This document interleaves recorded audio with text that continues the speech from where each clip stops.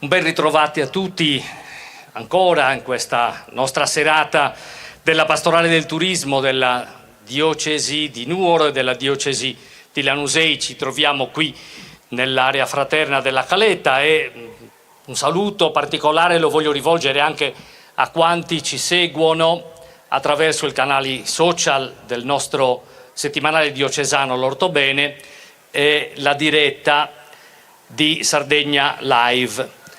Questa sera l'accoglienza è stata curata ed è curata dalla comunità di Oniferi, che è rappresentata, oltre che da buon numero di persone, anche dal sindaco Antonio Pirias e dal parroco Don Riccardo Fenudi, che chiamo qui sul palco accanto a me.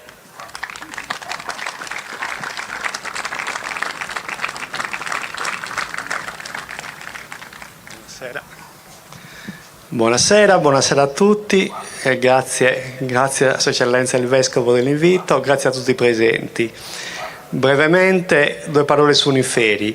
Oniferi è un piccolo paese della Barbagia, nel centro della Sardegna, diciamo che il cuore antico di un'isola antica. Perché queste parole?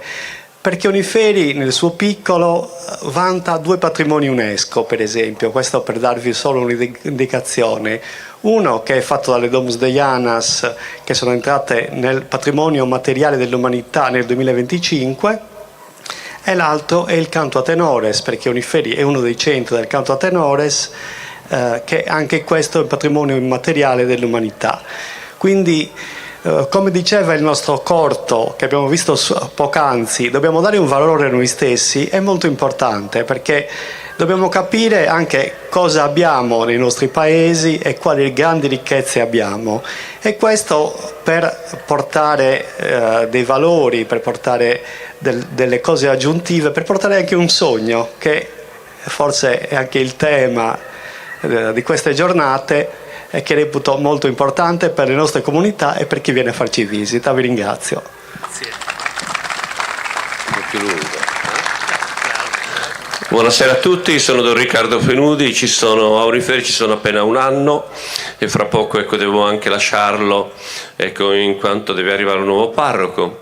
Comunque Oniferi è una piccola comunità, come ha detto Antonello, circa 900 persone, ma è una comunità molto vivace, molto orgogliosa dei suoi valori tradizionali, che conserva con grande impegno, valori che caratterizzano proprio l'anima un po' del popolo sardo. Per esempio è molto viva l'ospitalità, la laboriosità, l'amore per la famiglia veramente per la persona di Oniferi è il bene supremo.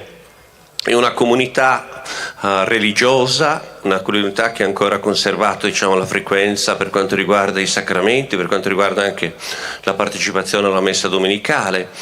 Comunque, proprio per il fatto religioso, Oniferi in zona è conosciuto per il grande culto in onore di Sant'Anna. Sant'Anna è la madre della Madonna ed è invocata in modo particolare per avere prole. Quindi sia nel periodo della novena, la festa è il 26 di luglio, si può dire che l'abbiamo appena celebrata, quindi sia per la festa sia per la novena Oniferi è meta di numerosissimi pellegrini da tutta la zona, dall'Oceano, dalla Barbagia, proprio tante persone che vengono a chiedere il dono di poter avere dei bambini, e poi una volta ricevuta la grazia per ringraziare la mamma della Madonna Sant'Anna. In parrocchia si conserva un bellissimo simulacro, molto probabilmente del 600, di Sant'Anna, che faceva parte di un retablo, il retablo di Sant'Anna di Oniferi. Purtroppo questo retablo è stato portato via forse a metà del Novecento per essere restaurato e si è si è smarrito, cioè nel senso che non si sa più niente di questo capolavoro, che sarebbe senz'altro sono una ricchezza enorme sia per quanto riguarda la comunità, ma poi io credo anche per tutta la diocesi. Quindi speriamo che anche il fatto di parlarne stasera tra di noi susciti in chi può fare qualche cosa un interesse per sapere di più che fine ha fatto questo capolavoro, che è stato portato via non per essere venduto ma per essere restaurato, e non si sa che fine ha fatto, come purtroppo in Sardegna, tanto anche in diocesi, può succedere. Quindi ecco, Oniferi è veramente una comunità molto viva, e ringrazio il Signore di quest'anno che ho passato in mezzo a loro. Grazie. Grazie, grazie ancora a tutta la comunità di Onifedi per la loro generosità e la loro ospitalità. Il tema della nostra pastorale del turismo, largo ai sognatori, questa sera incontra un personaggio della nostra terra e si sviluppa nello spettacolo Dal focolare al Nobel il sogno di Grazia, spettacolo di Silvano Vargiu con la partecipazione di Francesca Nieddu e il supporto musicale di Simone Pistis. Lascio a loro il palco e li ringrazio per la loro partecipazione.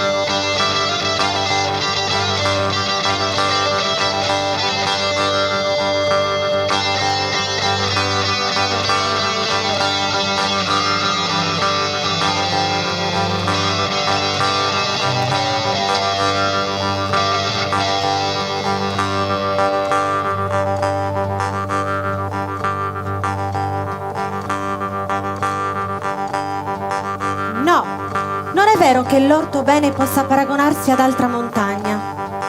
L'Orthobene è uno solo in tutto il mondo. È il nostro cuore, è l'anima nostra, il nostro carattere. Tutto ciò che vi è di grande e di piccolo, di dolce e duro e aspro e doloroso in noi. Quando io sto sull'Orthobene e seduta su una roccia guardo il tramonto meraviglioso, mi pare di essere una cosa stessa con la roccia e che l'anima mia sia grande e luminosa come il cielo chiuso tra le montagne della Barbagia fatale. oltre le quali mi pare di non esistere più.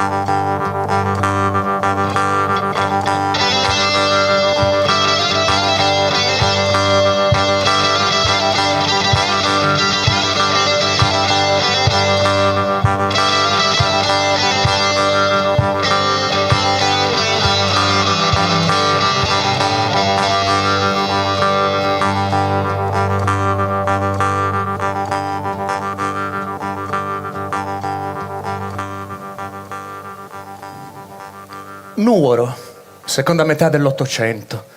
All'ombra del monte Orthobene si stende un piccolo borgo di appena 6.000 anime.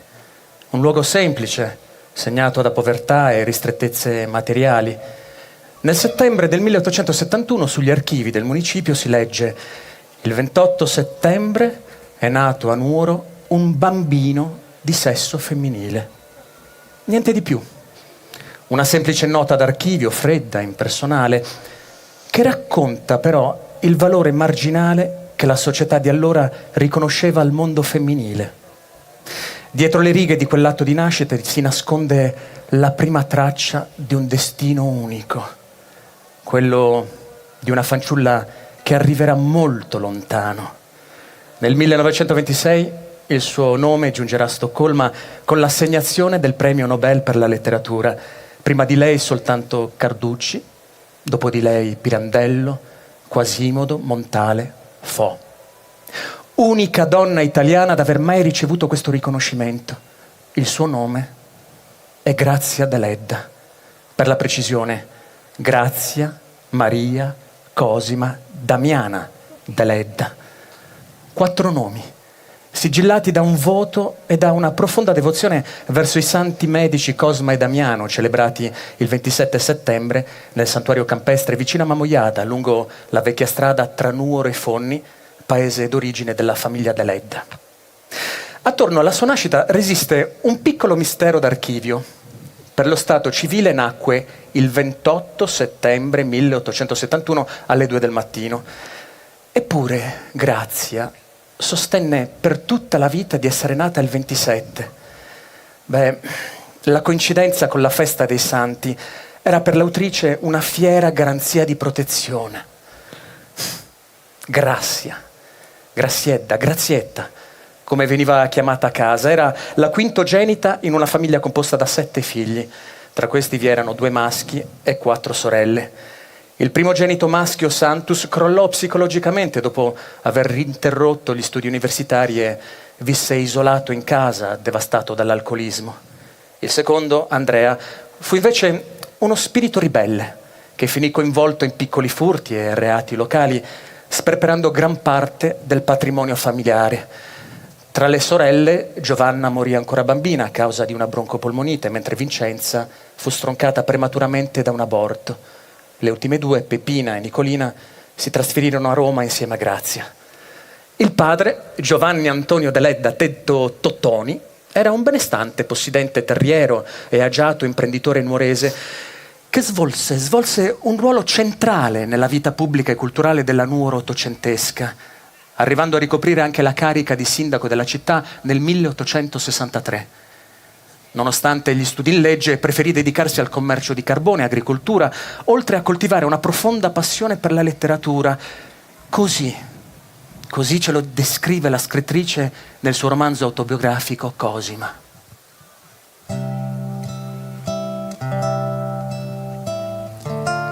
Il capo della famiglia era il signor Antonio, l'uomo più mite e giusto della regione. Ma egli era troppo occupato nei suoi affari, spinto dal bisogno di assicurare una solida agiatezza ai figli per potersi dedicare anche alla loro ricchezza spirituale. Li mandava a scuola, è vero, e in sua presenza essi, sia per rispetto e affetto naturali verso di lui, sia per ipocrisia, si mostravano buoni e ben educati. Cosima poi sentiva per lui un senso sconfinato di confidenza e qualche volta anche di ammirazione. Le sembrava alto, quasi gigantesco, mentre invece era piccolo e un po' grasso. Ma se le gambe erano corte, il busto era forte, grande e la testa grossa, calva, con una ghirlandina di riccioli già grigi che dalle orecchie rose pendeva intorno alla nuca possente. E anche il viso sembrava Cosima il più straordinario di tutti quelli che conosceva. Quel viso semplice di paesano diventato borghese, i segni e i solchi di un'intelligenza e di una saggezza non comuni. E gli occhi grigio o azzurro o verdastri secondo la luce del momento, potevano essere quelli di un santo o anche quelli di un guerriero. Uomo poliedrico e di vivace intelletto, Tottoni amava comporre versi poetici in lingua sarda e partecipare alle gare di poesia estemporanea improvvisata, confrontandosi con i poeti locali durante le feste paesane. Fondò una tipografia locale e arrivò persino a stampare una propria rivista culturale. La sua figura di uomo aperto e curioso fu fondamentale per la primissima formazione autodidatta della figlia Grazia, mettendole a disposizione i libri della biblioteca di famiglia prima della sua prematura scomparsa avvenuta nel 1892. In casa c'era una specie di biblioteca, cioè uno scaffale nell'armadio della stanza da pranzo, dove il padre custodiva i suoi libri, la maggior parte di carattere religioso o legale, ma dove si trovavano anche alcuni classici, tra cui il Tasso e un volume della storia d'Italia del Botta. C'erano poi vecchi vocabolari e le raccolte di alcune riviste. Questi libri Cosima cominciò a leggerli quando non aveva ancora 10 anni. Molti non li capiva, ma le piaceva la musica delle parole, specialmente dei versi del Tasso e le figure del Botta. Francesca Cambosu, nota Chischedda, madre della scrittrice, era una donna di origini nuoresi, nota per il suo carattere severo, profondamente religioso e dedito alla vita domestica. Nata all'interno di una famiglia della buona borghesia locale, andò in sposa a Giovanni Antonio Deledda, più vecchio di lei di quasi 20 anni. Il loro non fu un matrimonio nato dall'amore romantico, ma dalle rigide convenzioni sociali dell'epoca. La madre era allora una ragazza ventenne, piccola, bianca, con gli occhi grandi e melanconici. Ed era stata chiesta in sposa da quel signore che passava per ricco e dotto e che aveva 20 anni più di lei.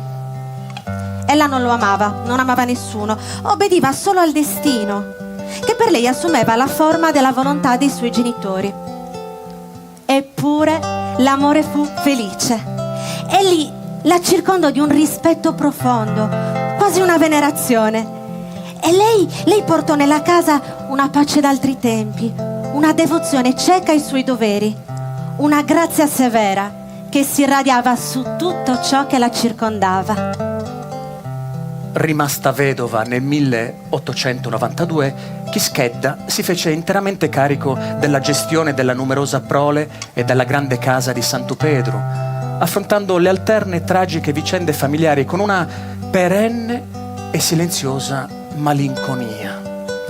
D'indole introversa e legata ai costumi tradizionali della Barbagia dell'Ottocento, faticò a comprendere e ad assecondare la precoce vocazione letteraria della figlia Grazia, che considerava un'anomalia rispetto al ruolo femminile del tempo. Ciononostante, la sua figura austera lasciò un'impronta indelebile nella memoria dell'autrice, che la ritrasse nelle sue opere con profondo rispetto e precisione psicologica. Cresciuta nel quartiere di Sant'Upedro, la famiglia Deledda abitava in una dimora ampia, dove al secondo piano spiccava una stanza speciale, una camera con qualche mobile di lusso dominata da un antico scrittoio moresco in ebano autentico in tarsi d'avorio, ereditato da uno zio vescovo. Quell'ambiente era riservato a sosistranzos, i forestieri. Gli stranieri andavano spesso ad albergare in quella casa amica in totale gratuità e dai 2 fino agli 8 giorni. Scendendo dal secondo piano si attraversavano i piani intermedi dedicati alle stanze da letto private e ai laboratori domestici. Si arrivava così alla cucina, il vero e indiscusso fulcro abitativo della casa deleddiana. La cucina era l'ambiente più abitato, più tiepido di vita, di intimità. C'era il camino, ma anche un focolare centrale, segnato da 4 liste di pietra. E sopra le grosse travi del soffitto di canne annerite dal fumo, un graticcio sul quale stavano quasi sempre, esposte al fumo che le induriva, piccole forme di cacio pecorino.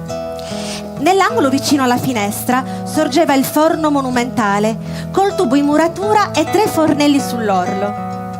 In un braciere accanto a questi si conservava, giorno e notte accesa e coperta di cenere, un po' di brace. Ma per lo più le vivande si cucinavano con fiamma del camino o del focolare su grossi trepiedi di ferro che potevano servire da sedili. Tutto era grande e solido nelle masserizie, comprese le sedie basse dispose intorno al camino. È proprio la sala da pranzo e cucina, tra questi 2 ambienti, che soprattutto nelle sere d'inverno famiglia e servi si riunivano attorno al fuoco, proprio in questo spazio intimo, ascoltando le storie e le leggende raccontate intorno al camino. Graziella assimilò i miti e le tradizioni della sua terra, trasformando il focolare domestico nel primo laboratorio della sua immaginazione artistica. Un altro spettacolo per lei meraviglioso era il fuoco. Pareva che la fiamma scaturisse naturale dal pavimento, piegandosi di qua, di là, curiosa, quasi desiderosa di staccarsi e di correre intorno. Il fumo saliva verso il soffitto e verso ogni apertura, ma tornava indietro come respinto dal freddo di fuori. E allora si faceva dispettoso e annoiava la gente. Per fortuna, un servo era tornato il giorno prima dal seminerio, cioè dai campi ove seminava il grano, e adesso, bloccato dalla neve, restava in casa e si rendeva utile in 100 modi.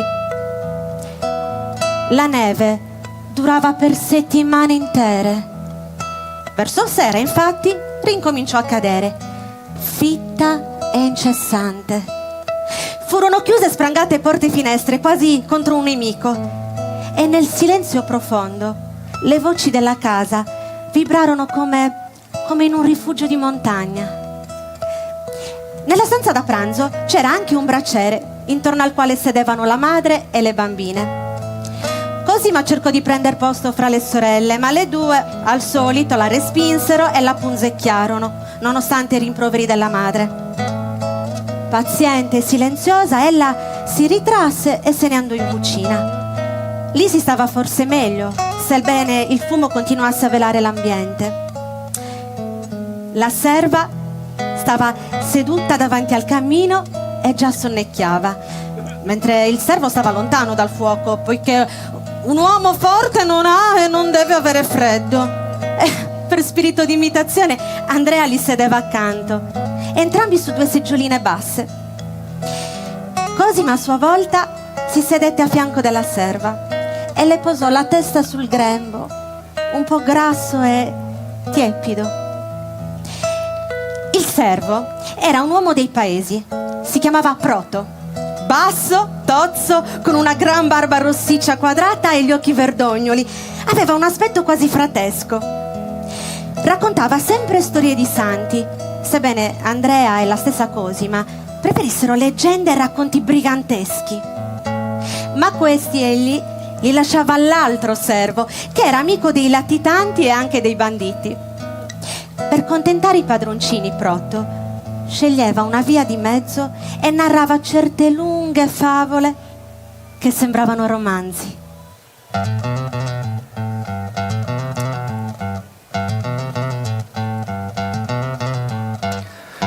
Alla fine dell'Ottocento la Sardegna intera attraversa una gravissima crisi economico-sociale. Le leggi postunitarie, in particolare quella sugli ademprivi del 1865, aboliscono gli usi comunitari della terra, favorendo possidenti e grandi proprietari terrieri dotati di capitali a scapito di pastori e contadini poveri. Nasce così la rivolta di Succonnottu del 1868 e si aggrava il fenomeno del banditismo alimentato da povertà, tassazione pesante e crisi agraria.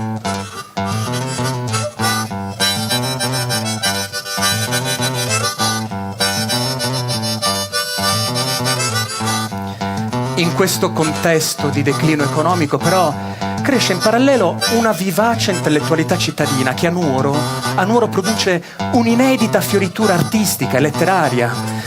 Una stagione feconda che vede emergere personalità rilevanti, poeti come Sebastiano Satta, l'avvocato dei banditi, al cui funerale marceranno insieme carabinieri e latitanti.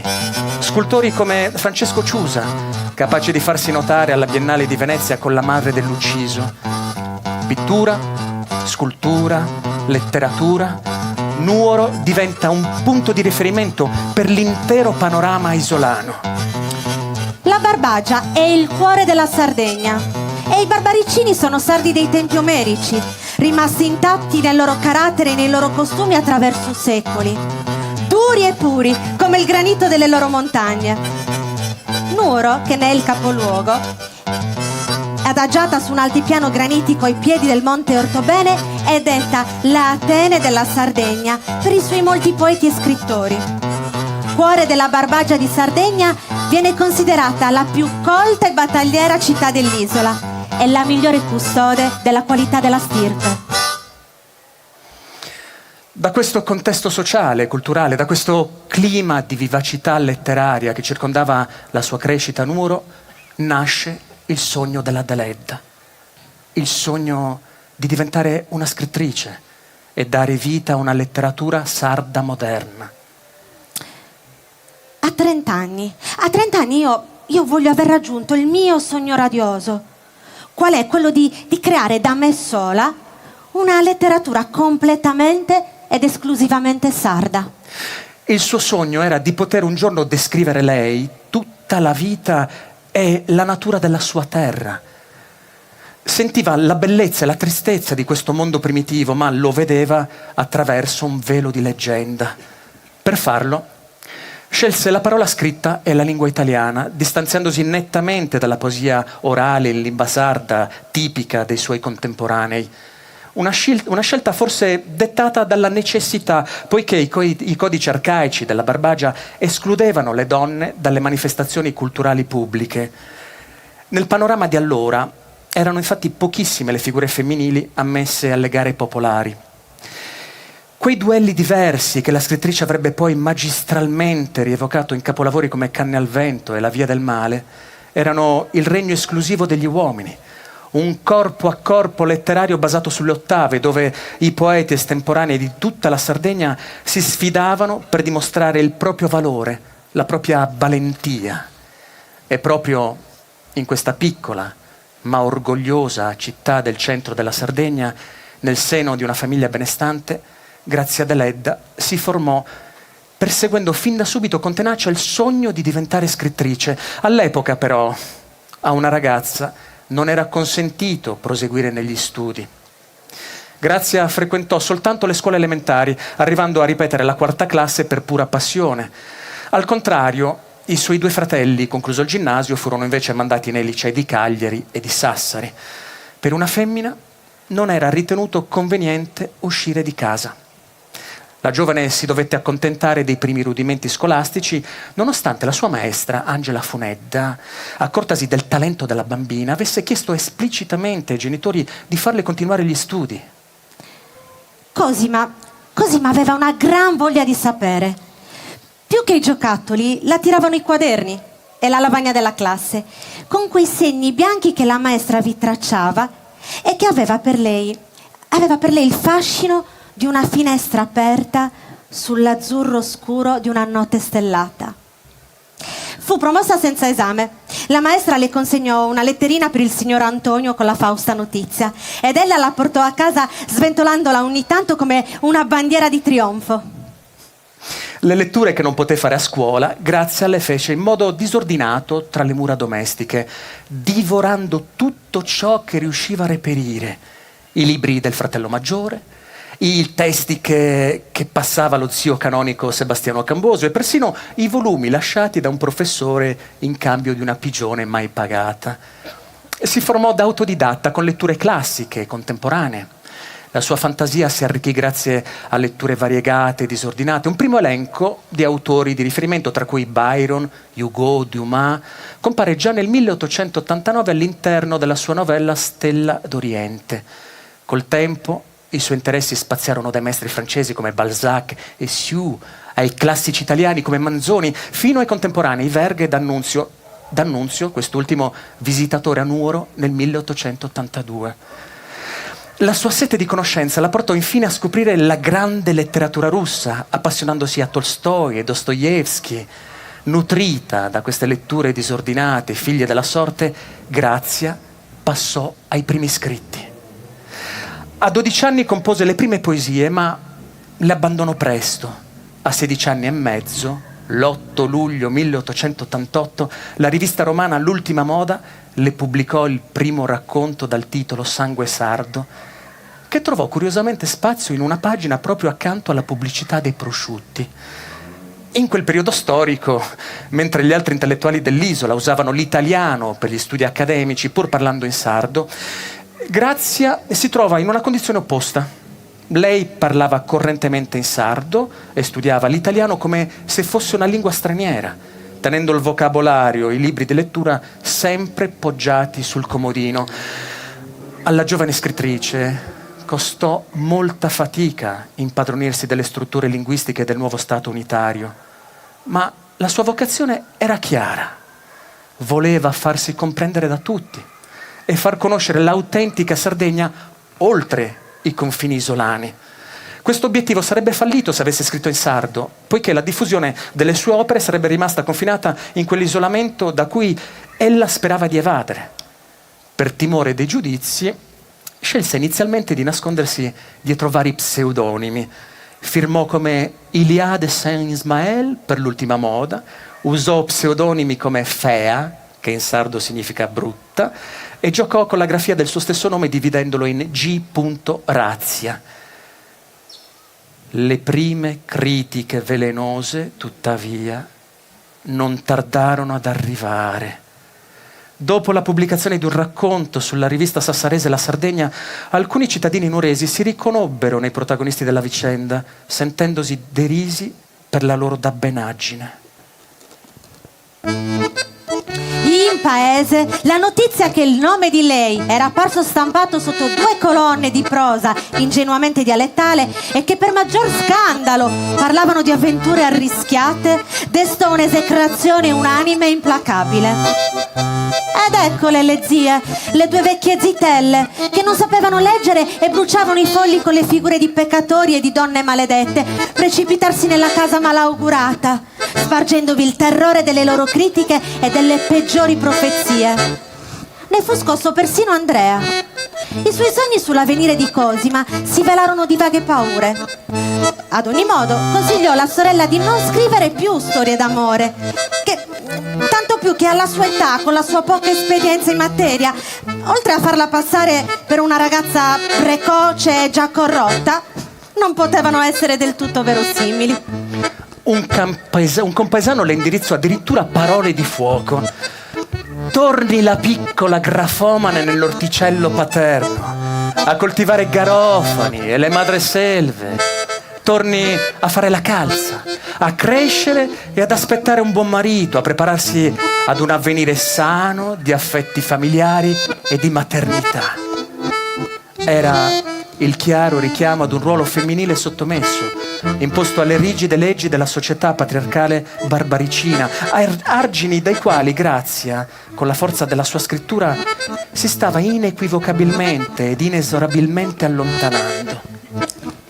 Per la scrittrice fu un disastro morale completo. Non solo le zie inacidite, ma i ben pensanti del paese e le donne che non sapevano leggere ma consideravano i romanzi come libri proibiti. Tutti si rivoltarono contro la fanciulla. Fu un rogo di malignità, di supposizioni scandalose, di profezie libertine. Lo stesso Andrea era scontento. Non così aveva sognato la gloria della sorella che si vedeva minacciata dal pericolo di non trovare marito. Ma a consolare l'umiliazione sdegnosa di Cosima, arrivarono le prime lettere delle sue ammiratrici ed anche di qualche giovanissimo ammiratore, cosa che maggiormente la confortò. Uno le mandò da Roma, una piccola poesia d'amore, musicata, dedicata a lei. Quello che più la lusingava e la cullava in una risonanza immaginaria era il fatto che l'omaggio veniva da un giovane, forse un ragazzo che sapeva comporre musica oltre che poesia. Doveva essere di condizione civile, di gente educata. Fu il suo primo amore lontano, tutto suo, poiché dell'ignoto musicista non seppe mai l'indirizzo e neppure il nome, e se ne sapeva l'età e il sesso era perché i versi lo svelavano. Ed egli non scrisse, non parlò, non cantò più.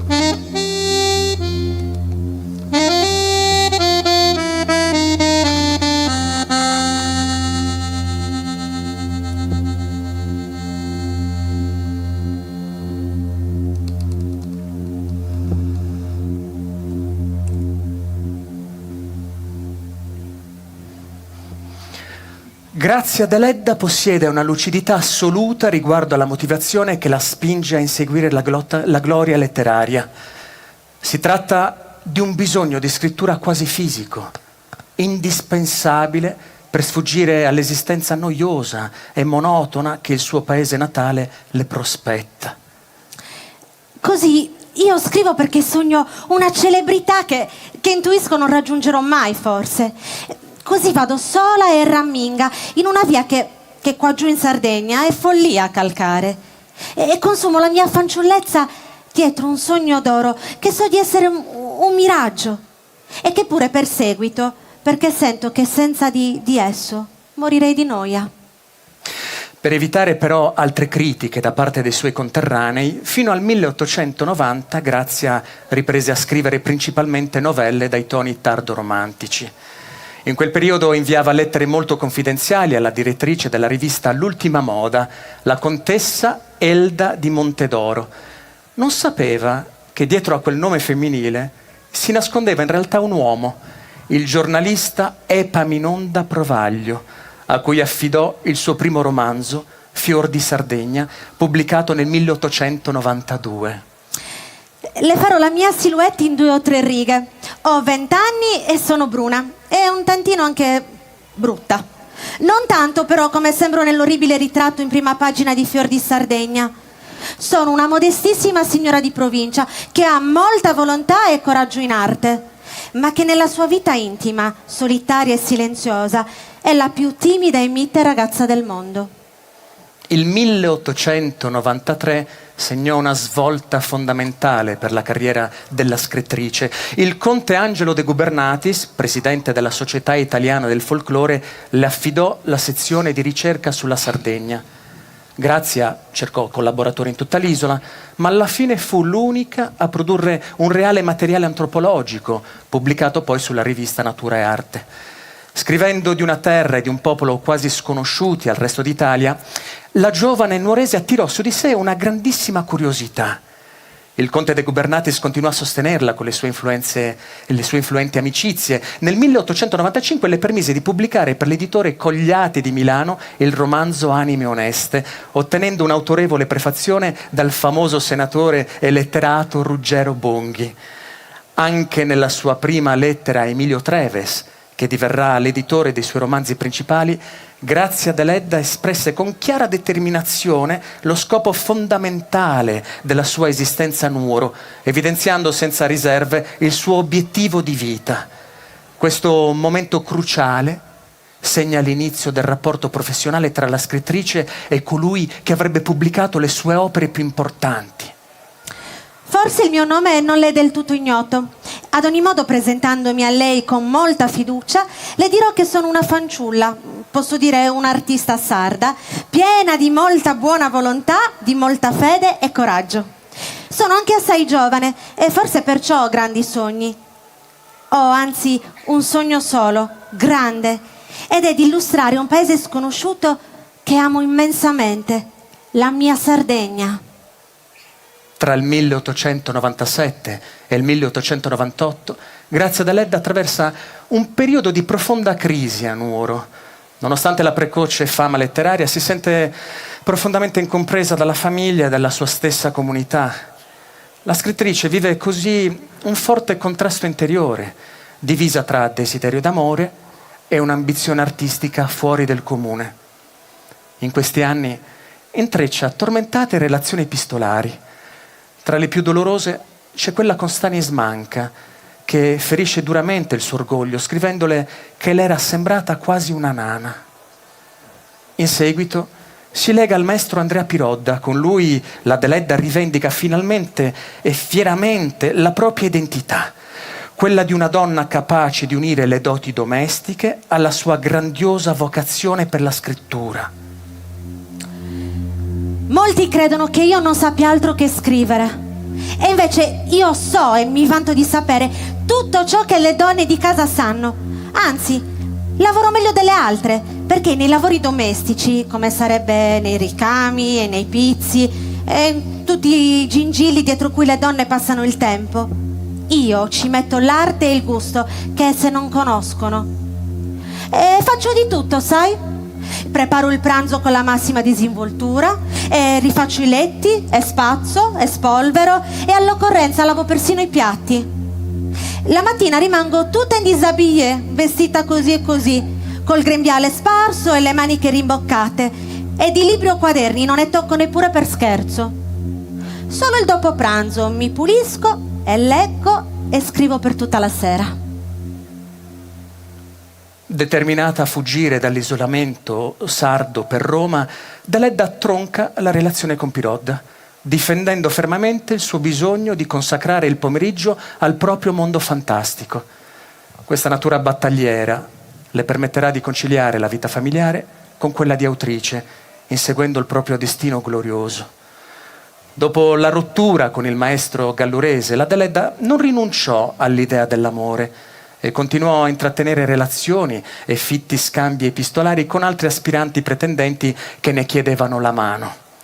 Tuttavia, ben presto dovette scontrarsi con la mentalità dell'epoca, accorgendosi che tutti quei giovani erano imbevuti di pregiudizio, ovvero quello che una buona moglie non deve occuparsi di letteratura, per cui non deve intrattenere corrispondenza con molti uomini e non deve affermarsi fuori della famiglia.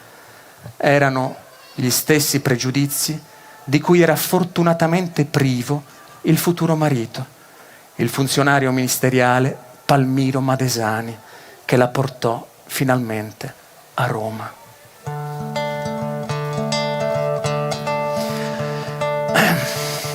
Il loro incontro, che cambiò per sempre il destino di Grazia, avvenne nell'ottobre del 1899, quando la scrittrice intraprese il suo primo storico viaggio a Cagliari.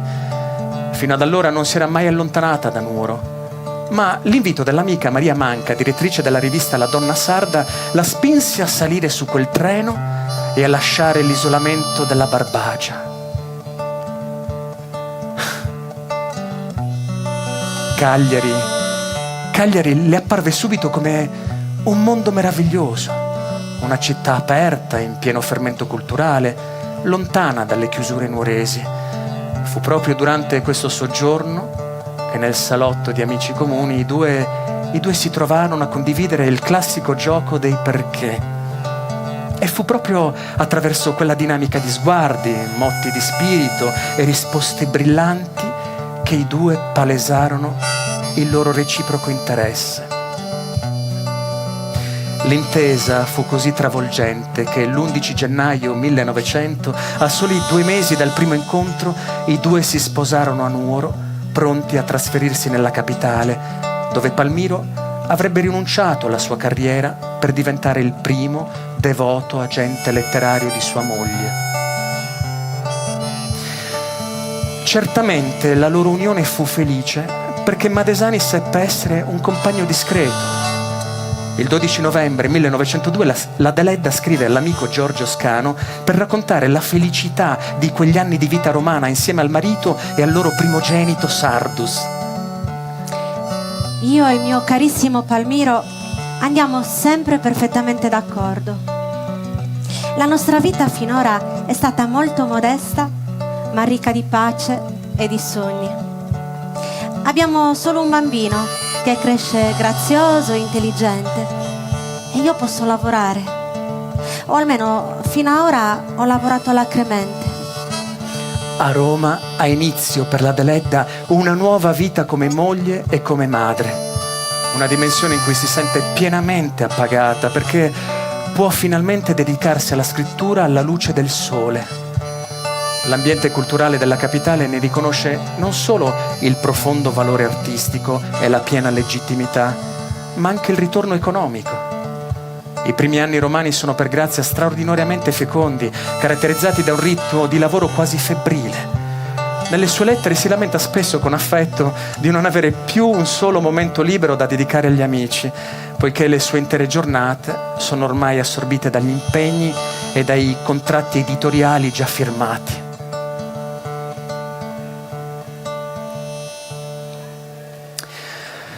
Con il trasferimento a Roma, la produzione letteraria della Deledda subisce un'evoluzione straordinaria, inaugurando la sua stagione più feconda, matura e febbrile.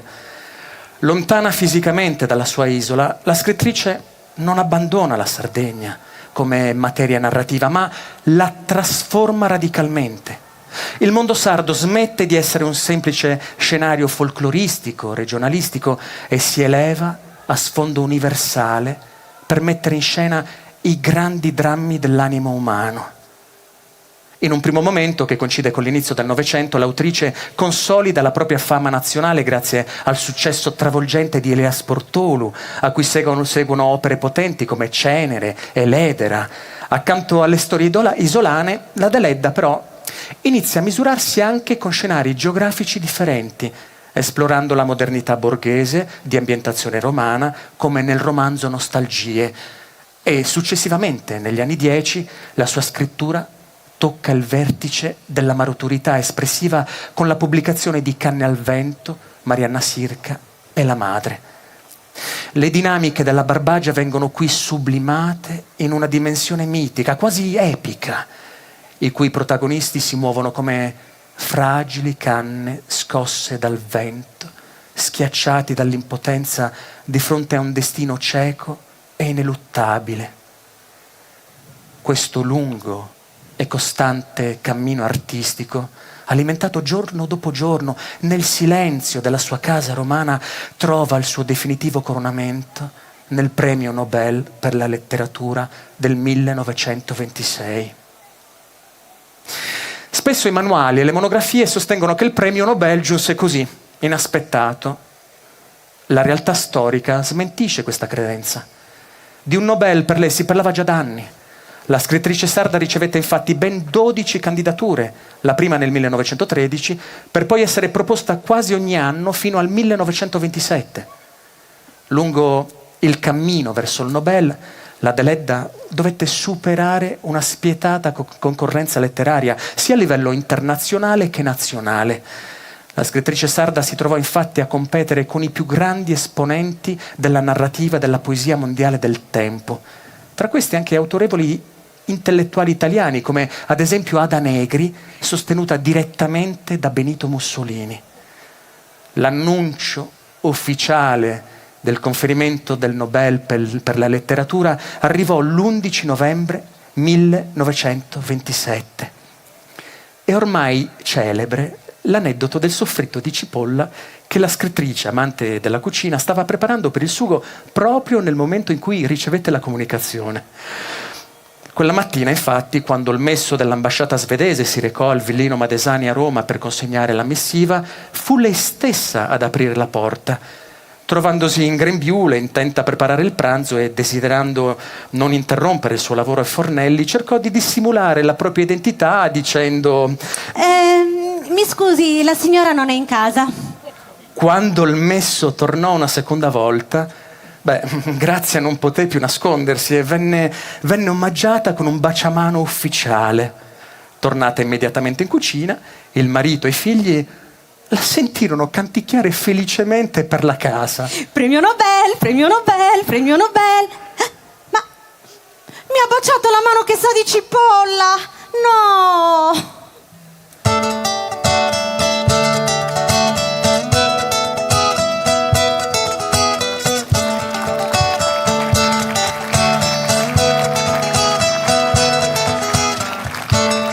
Il culmine di questo percorso si compì a Stoccolma il 10 dicembre 1927. Davanti ai sovrani e all'Accademia di Svezia, fedele alla sua indole di sarda parsimoniosa di parole ed emozionata sul palco, la Deledda scelse la via dell'essenzialità, pronunciando un discorso brevissimo, rimasto memorabile. Io non so fare discorsi. Mi contenterò di ringraziare l'Accademia svedese per l'altissimo onore che nel mio modesto nome ha concesso all'Italia e di ripetere l'augurio che i vecchi pastori in Sardegna rivolgevano ai loro amici e parenti nelle occasioni solenni. Salute!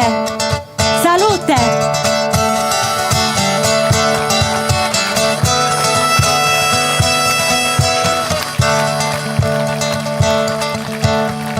A partire dagli anni '20, l'autrice sperimenta nuove ambientazioni geografiche legate alle sue esperienze personali. Oltre alla pianura padana, sfondo di Annalena Bilsini, la scrittrice si apre a suggestivi paesaggi marini di ambientazione emiliana e romagnola. Questi scenari nascono dai suoi soggiorni a Cervia, che ispirano direttamente romanzi come Il paese del vento. Questo distacco geografico e stilistico coincide con un periodo personale molto difficile.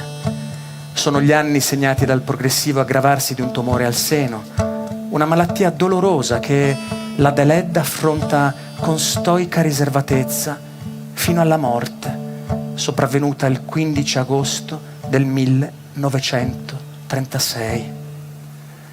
Nonostante la sofferenza, Grazia riesce a chiudere idealmente la sua produzione con Cosima. Il romanzo pubblicato postumo rappresenta il suo vero e proprio lascito spirituale. In questo lavoro definitivo, la scrittrice rievoca i ricordi legati alle proprie origini a Nuoro, abbandona la rappresentazione di antichi conflitti tragici per ripercorrere invece con una dolce malinconia la nascita della sua aspirazione a diventare scrittrice. Il senso profondo di questa parabola artistica e umana emerge anche in una famosa intervista rilasciata alla radio alcuni anni dopo la vittoria del Nobel. In questo nastro, Grazia non descrive il successo di Stoccolma, ma tira le somme di un'intera vita, lasciando il testamento più intimo del suo sogno.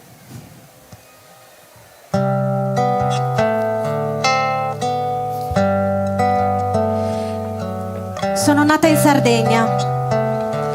La mia famiglia, composta di gente savia, ma anche di violenti e artisti primitivi, aveva autorità e aveva anche biblioteca.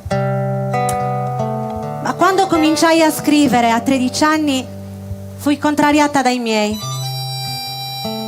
Il filosofo ammonisce: se tuo figlio scrive versi, correggilo e mandalo per la strada dei monti.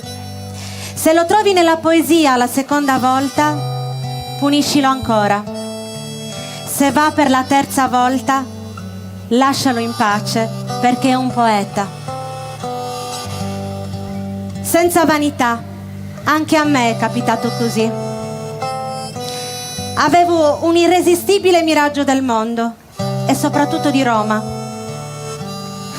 E a Roma, dopo il fulgore della giovinezza, mi costruì una casa mia, dove vivo tranquilla con il mio compagno di vita, ad ascoltare le ardenti parole dei miei figli giovani. Ho avuto tutte le cose che una donna può chiedere al suo destino, ma grande, sopra ogni fortuna, la fede nella vita e in Dio.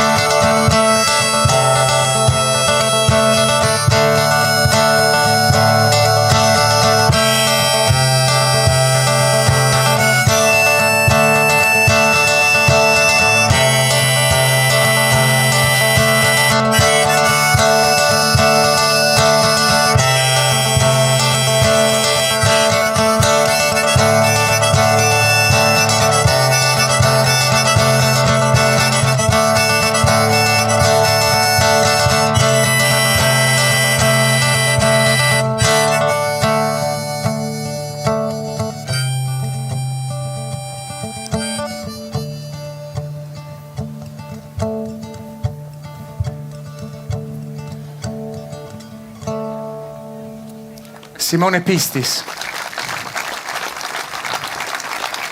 Francesca Nieddu, Silvano Vargiu,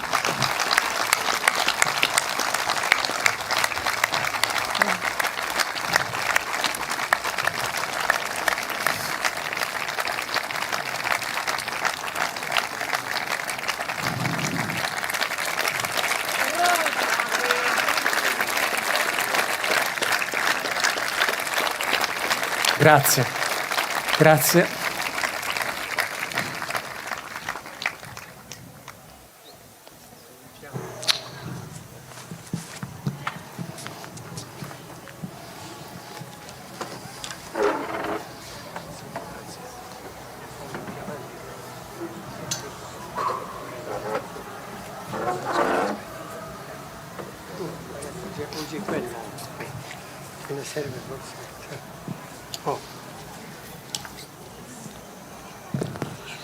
Bene, grazie, così siamo forti.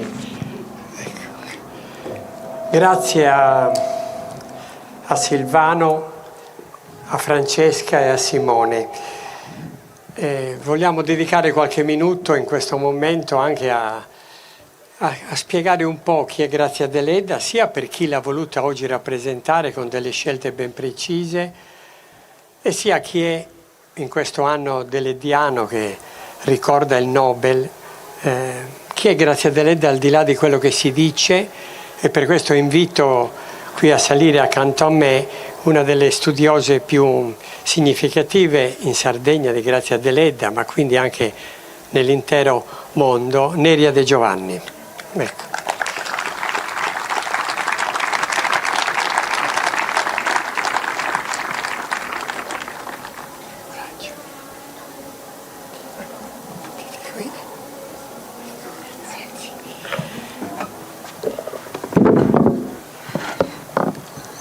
Ecco, non mi sembra inutile davvero, dopo questo momento così intenso che abbiamo vissuto, entrare un po' più all'interno di chi è Grazia Deledda, ma io prima di tutto vorrei partire da Silvano, a Francesca e a Simone, chiedendo a Silvano la scelta di questi brani e la scelta poi dirà anche della musica. Simone, qual è stata? Perché? Cos'è che ha animato tutto questo movimento dell'Ediano che ci hai proposto? La voglia di raccontare la sua isola, crederci, perseverare in un contesto come quello di fine Ottocento, molto duro per una donna, appunto. Quindi quella caparbietà, proprio un termine che usa anche spesso nelle sue lettere, ecco, quindi il credere ciecamente a un proprio sogno e inseguirlo ostinatamente in direzione forte contraria, direbbe qualcuno. Ecco, quell'urgenza, quella voglia è quello che mi ha affascinato di questa donna, addirittura proprio nelle scelte anche sentimentali, dove è stata molto coraggiosa, cioè addirittura con il Pirodda si vedeva che c'era un legame molto forte con quest'uomo, e lei però aveva questo sogno, questa passione, non voleva farsi tarpare le ali, rinunciare a un qualcosa di sé, poteva avere entrambe le cose, le ha avute con Palmiro Madesani, è stata una cosa bellissima questa. Ecco, questa storia mi ha affascinato tantissimo. Studiare l'Edda Ledda, a scuola non si studiano queste cose, è un grande peccato, e quindi è stato anche un riappropriarci di un pezzo della nostra letteratura. Sì, noi vi ringraziamo perché davvero avete colto in 3/4 d'ora passaggi essenziali e anche momenti che sono arrivati a noi attraverso le sue stesse parole, oltre a questa immagine, questo quadro della sua vita che naturalmente è fondamentale. Francesca, nell'interpretare alcuni brani, ci ha fatto tutti sorridere il suo commento al ricevimento della notizia a casa del premio Nobel, che sembrava trovarla un po' disinvolta e un po' naturalmente felice. A te nel recitare qualcosa che riguardava direttamente le sue parole, cosa ti è rimasto di più impresso? Allora, lo dicevo stasera a Neria, io l'ho riscoperta, grazie a Deledda, con questo lavoro, perché mi ha dato la possibilità di scoprire una donna, non solo un'autrice, una scrittrice grandissima, di grande rilievo, ma una donna come me, come noi, con gli stessi desideri, con le stesse pulsioni, però in un contesto sociale che cercava di tarparle le ali, e lei si è ribellata a tutto questo. Io posso dire di essere veramente onorata di aver recitato e aver portato sul palco le sue parole.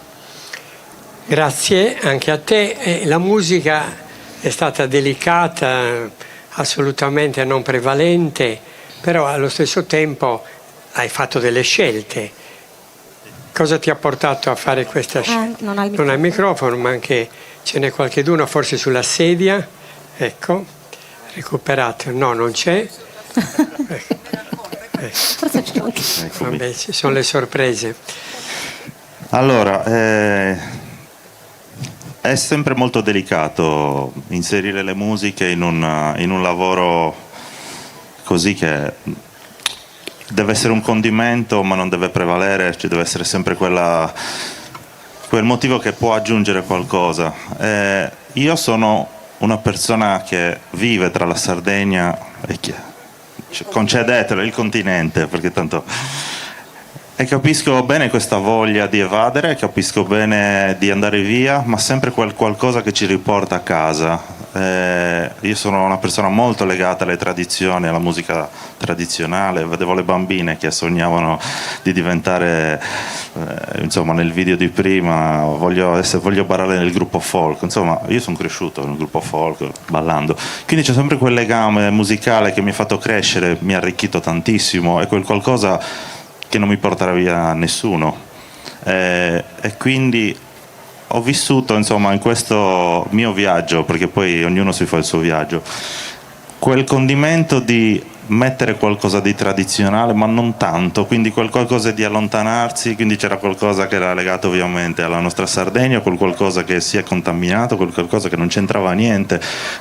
Sono un po', secondo me la musica è come un po' una ricetta di cucina, bisogna mettere dei condimenti che arricchiscono un po' tutto, quindi questo è stato il mio sogno, perché poi mi sono fatto il mio grande viaggio lavorando con Silvano e Francesca, perché questo poi è un onore, insomma, lavorare intorno a questi.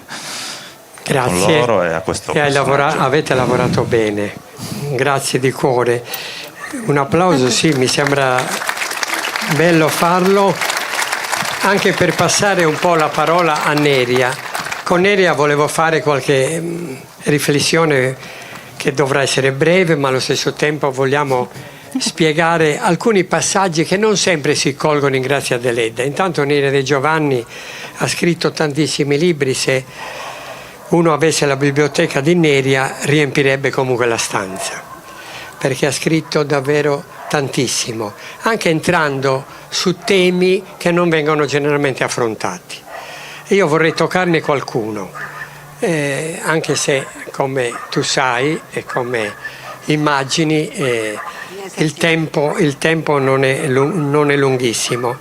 Io partirei dagli affetti di Grazia Deledda, perché Grazia Deledda per molti, anche quando eravamo a scuola che ci facevano leggere qualcosa di Grazia Deledda, non ci appariva in realtà molto attrattiva. Ce la presentavano come in qualche foto che abbiamo visto qui, passiva, remissiva, arcigna, distaccata, non proprio l'ideale. Però mi ha colpito, e te la leggo perché quando lui è stato ricordato nel racconto, quando incontra Palmiro Madesani, che sarà poi il suo marito per tanti anni, lo incontra in un viaggio a Cagliari. E lei lo descrive, secondo me, in una maniera straordinaria. E dice così: Dio è grande e misericordioso. Dopo tanto soffrire mi serbava l'incontro con te. C'eri tu in fondo a quella via ignota e desolata che mi sembrava percorrere mentre il treno mi trasportava triste e cupa a Cagliari.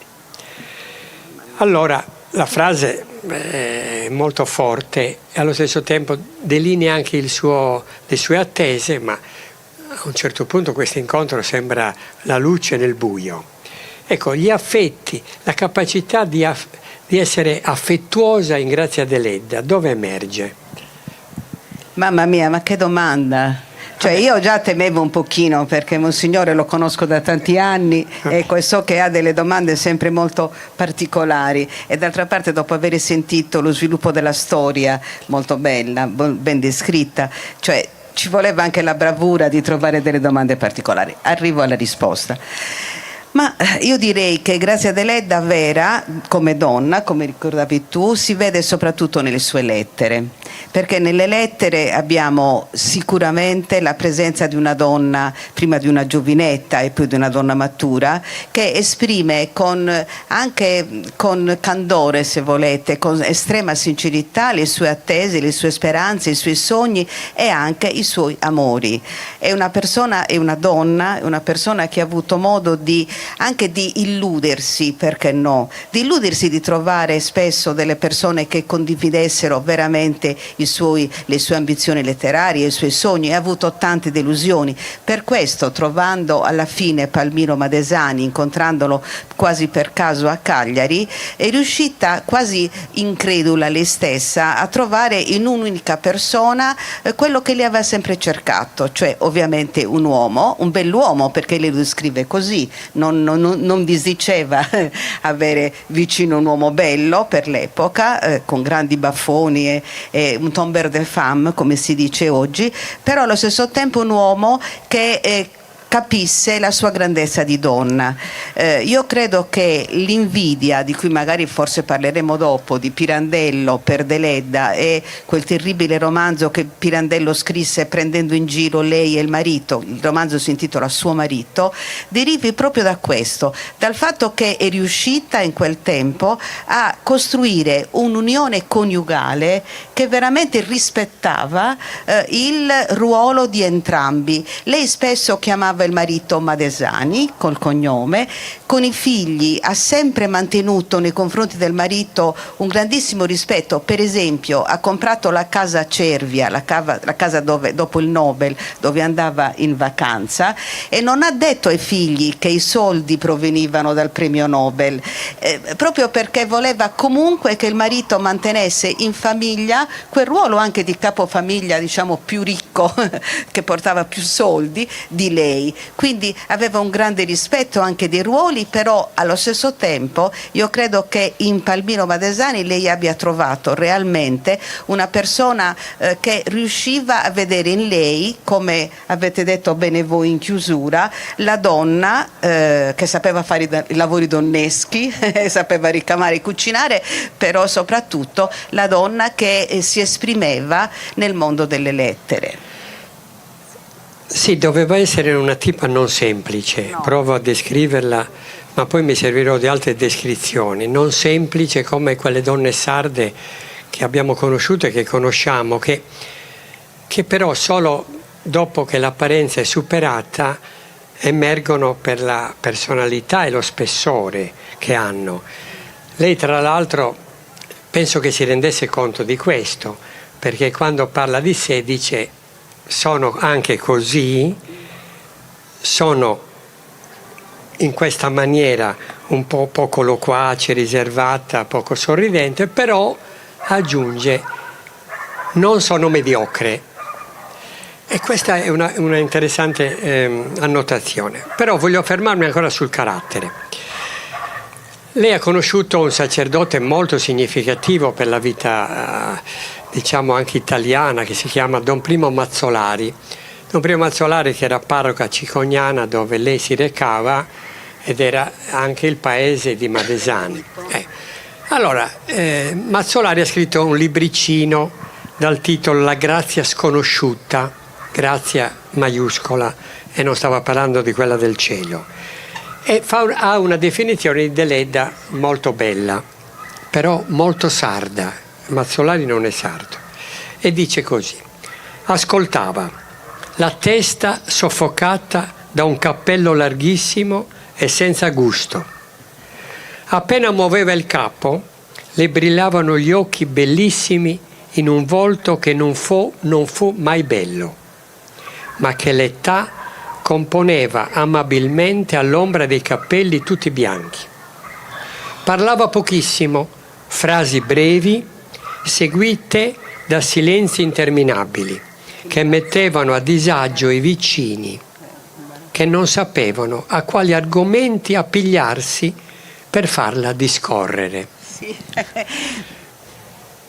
Una breve tua annotazione su questo carattere. Sì, sì, è bellissimo. Mentre tu leggevi questo, ricordo anche un giudizio simile che ne diede la fidanzata del figlio, del figlio de Sardus, quando andò a conoscere la futura nuora.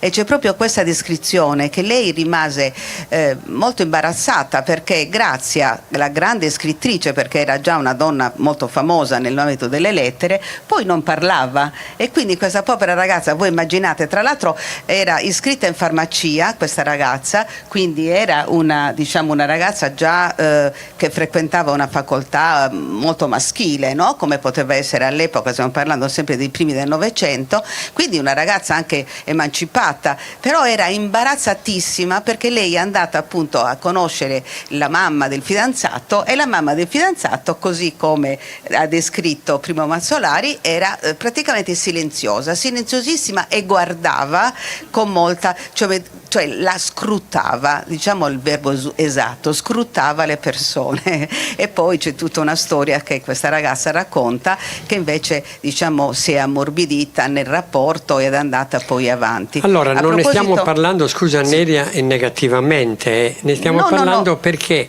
la sua immagine di donna emerge anche dai suoi romanzi. Ma infatti Ed è qui che sapevo che tu andavi in questa direzione.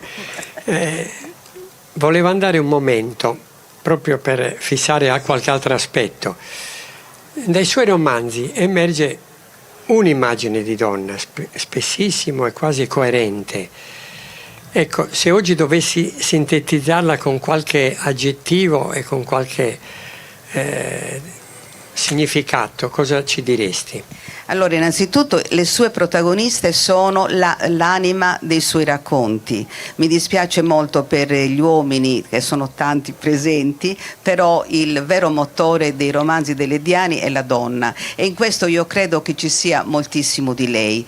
Non perché gli uomini siano meno importanti, l'abbiamo visto nel rapporto suo col marito, ma perché il personaggio femminile in tutti i racconti di Grazia Deledda, sia quelli sardi sia quelli continentali, muovono la storia, muovono la ricerca.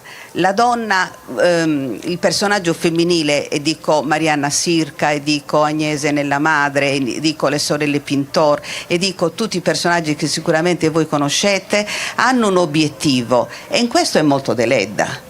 Cioè tutti i personaggi delle Diani hanno un obiettivo, che sia l'amore di quell'uomo di cui si sono innamorate follemente, che sia la ricchezza della propria famiglia, del proprio casato, che sia l'onorabilità della propria persona. Ci sono tanti destini in cui comunque il personaggio femminile di Grazia Deledda punta lo sguardo e da quello non si muove. Tutta la storia gira intorno a questo. Io credo che Grazia Deledda, con la sua vita, ben raccontata dagli amici prima, racconti proprio questo, soprattutto ai nostri giovani, racconti che è importante, come i personaggi femminili di Grazia Deledda, avere un obiettivo, credere fermamente in quell'obiettivo, perseverare in quell'obiettivo. Uno tra tutti, Marianna Sirca. Marianna Sirca si innamora di un bandito, e per il codice barbaricino dell'epoca, che cosa era di più terribile per un bandito? Di ricostituirsi, perché un bandito più era valente, cioè meno si faceva prendere dalla giustizia, e più era valente, forte. Bene, Marianna Sirca vuole sposare il suo amante, non vuole più nascondersi, vuole sposarsi davanti alla Madonna, dice così, e quindi lo invita a costituirsi. Quindi guardate che forza di obiettivo, che va contro proprio questo ethos, questa concezione popolare all'epoca molto forte del codice barbaricino. Ecco, e Marianna Sirca poi, voi sapete tutti come finisce la storia, ma riesce a convincere Simone Sole a costituirsi, per poi, diciamo, rivolgersi a Dio con la purezza di un rapporto pubblico. Sì, allora hai accennato prima alle invidie che l'hanno circondata. È stato ricordato anche lì che tutti i suoi primi racconti, le sue prime opere furono circondate davvero da ostracismo. Però l'ostracismo più grande, e anche quello incomprensibile almeno per noi, è quello di Pirandello. Sì. Perché Pirandello, in un piccolo scritto chiamato Suo marito, parlava del suo marito, e disse una cosa che alla fine non fu altro che un veleno gettato su questa storia, e quindi anche su Deledda. Perché Pirandello brevemente fu così velenoso? Pensate che Pirandello ai suoi amici, quando doveva parlare di Palmiro Madesani, sapete come lo chiamava? Terribile questo. Grazio Deleddo.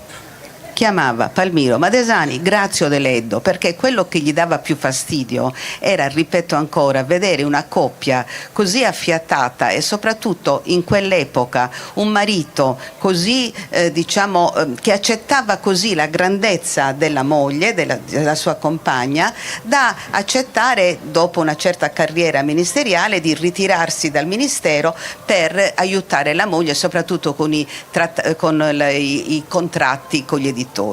Quindi Pirandello aveva un rapporto molto difficile con le donne, purtroppo non per colpa sua, ma la moglie è pure finita in manicomio. Il romanzo a cui si riferiva Monsignore era del 1911, Suo marito, e suo marito era proprio il marito di questa scrittrice che arrivava da Taranto. Bontà sua non ha messo Sardegna ma ha messo Taranto, cioè una periferia di Roma, e arrivava da Taranto per questa scrittrice per fare fortuna nei salotti romani. E questo romanzo è terribile, è proprio una presa in giro, soprattutto non tanto di lei, che a un certo punto questo personaggio riesce ad arrivare ad avere successo, quanto di lui, del marito, proprio descritto suo marito in un modo bruttissimo. Ma, e qui vorrei ricordarlo perché la nostra Grazia non perdona, quando Grazia si accorge di questo romanzo, mette l'alt, dice: se tu editore non ritiri dal commercio questo romanzo, noi ti facciamo causa, perché io mi sono riconosciuta e soprattutto riconosciuto mio marito vilipeso in questo romanzo. Fatto sta che Grazia Deledda, ripeto, non l'ha mandata a dire, il romanzo è stato ritirato. Il romanzo tra l'altro non è stato pubblicato dal grande Treves, che era l'editore proprio di Pirandello, il più famoso, tipo Mondadori di oggi, e proprio perché Treves aveva molta paura di Grazia Deledda che lo denunciasse, quindi è stato pubblicato da un editore minore. Comunque anche questo editore l'ha ritirato, e pensate, è stato pubblicato un'altra volta soltanto dal figlio di Pirandello, quando sia Pirandello sia Deledda erano morti. Ma anche qui ha vinto Grazia Deledda, perché Pirandello ha preso il premio Nobel nel 1934, cioè molto dopo di lei.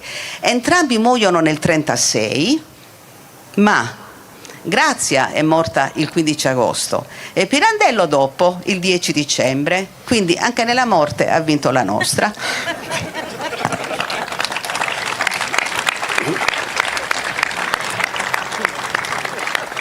Il risultato non va proprio sbandierato, però va bene. Comunque. Sottolineiamo anche questo. Sì, altre due domande, poi concludiamo, lo dico anche per chi ci sta ascoltando, però mi sembra bello che noi riflettiamo anche su questi aspetti. Ma per finire su Pirandello, è difficile almeno per me non apprezzare Pirandello. Certo, è sorprendente questo suo modo di giudicare la Deledda. Tra l'altro Pirandello, se non sbaglio, definì il Nobel alla Deledda una pagliacciata. Anche. Questo ci fu quindi una frase abbastanza significativa. Le ultime due domande. La prima è questa. Quella che ci rimane di Deledda è, per noi sardi anche oggi, un bellissimo messaggio che sta anche nel suo modo di essere, di fare e di scegliere, cittadina di Nuoro, ma con un'apertura mentale enorme. Certo.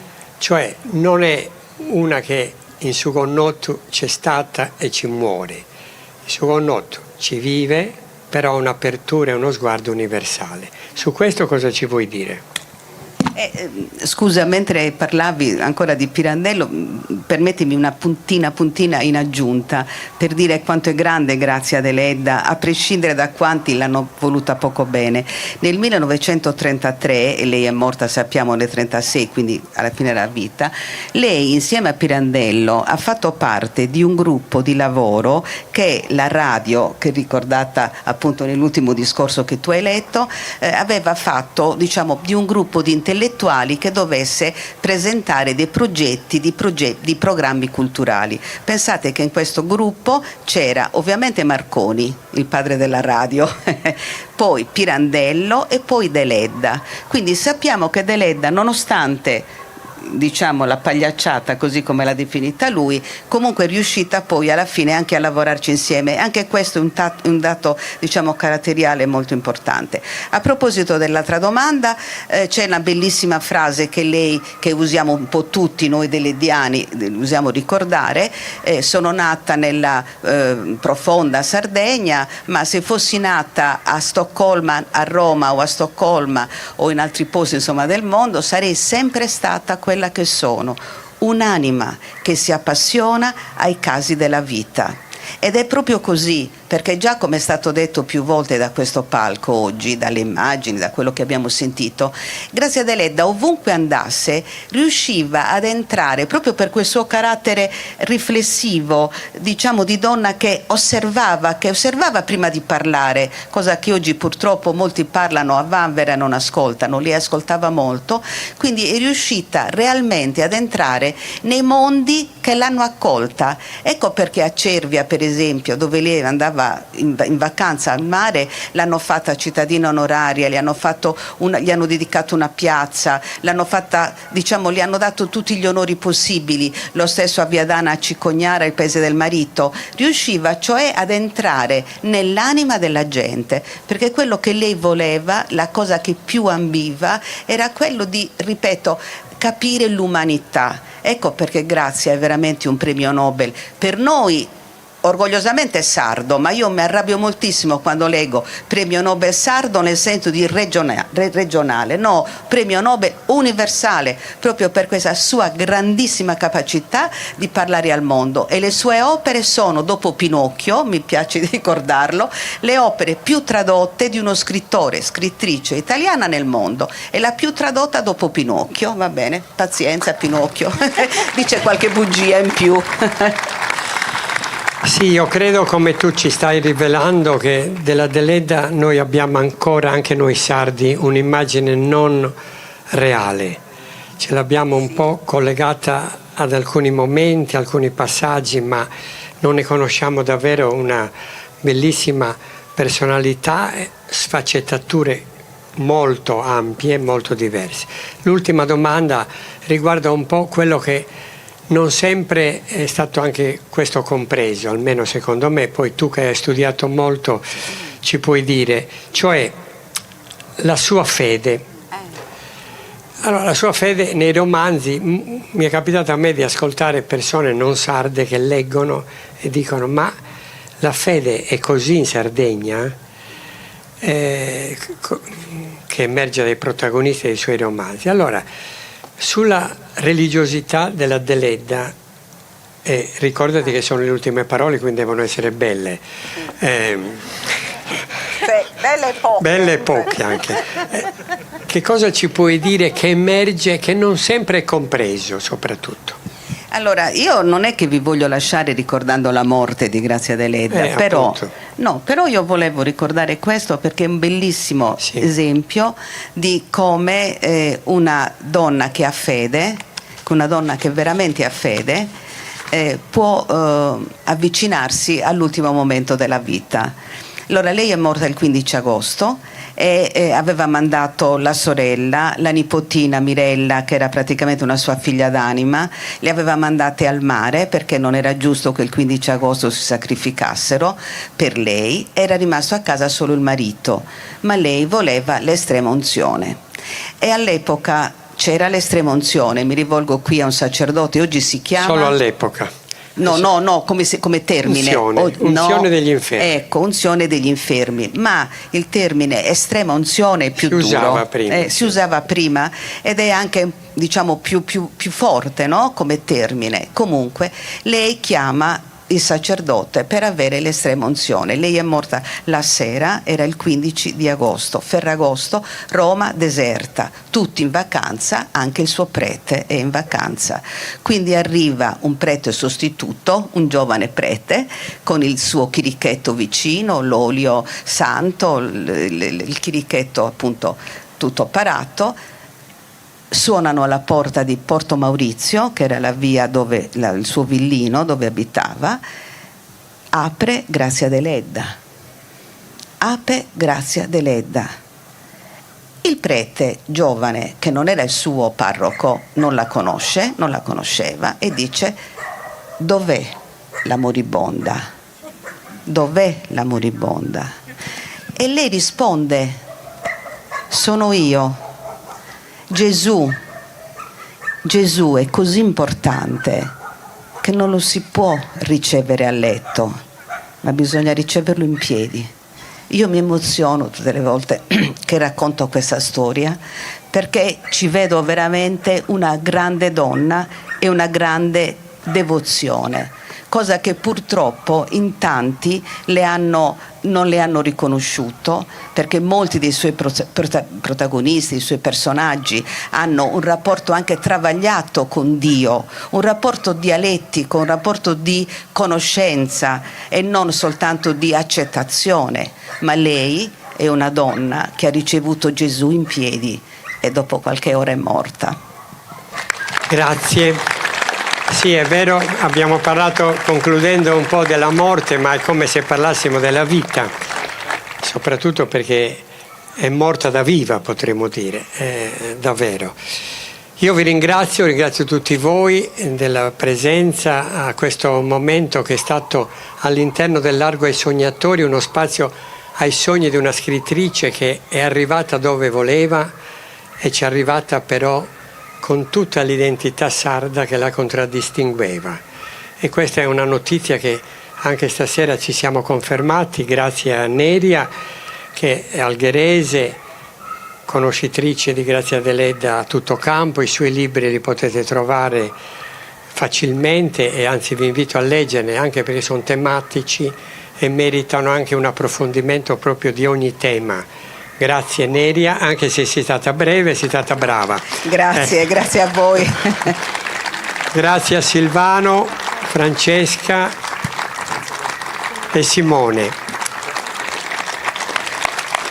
Prima di lasciarci, come al solito, intanto vi facciamo un regalo, perché i regali fanno parte per mantenervi sognatori. Ecco. Come invitiamo tutti ad averlo. Che bello! Largo ai Sognatori, Neri al Largo ai Sognatori. Francesca. Grazie. Indossiamo? Sì, è obbligatorio. Indossiamo?